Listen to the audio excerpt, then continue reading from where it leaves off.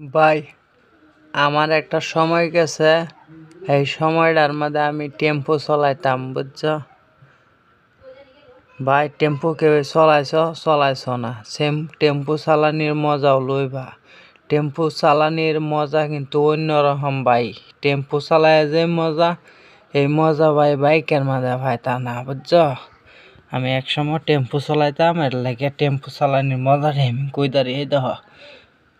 টেম্পুর seat দেওয়া, সিঁড়ি দেওয়া, খাতরা না ভাই, খাতরা, বুঝছো? টেম্পু চালাইবা মাঝে মাঝে ভাই, এটা আয়নাটা অ্যাক্সিডেন্ট হয়েছে, ভাঙ্গেছে আয়নাটা, বুঝছো? টেম্পু চালাইবা, বুঝছো ভাই? টেম্পু চালাইবা, আই দেখ ইনদেকে উঠতারতা না, এন্দে বদ্ধ, বুঝছো? ইনদেকে উঠতারতা না, ফিরতেছি দরজা নাই, দরজা দুধেই সামনে দেয়, সেই সাইডেও আছে, সাইডে দরজা ভাই। আমি এক সময় টেম্পু চালাইতাম ভাই, আজ দেখো আমার টেম্পুর ভিডিওটা, বুঝছো?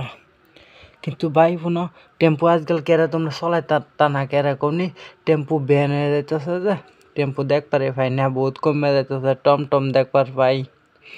এটার লেগে টেম্পু চালাইবার ভাইতা না, মার্কেটে নতুন টেম্পু নাই, কম, বুঝছো?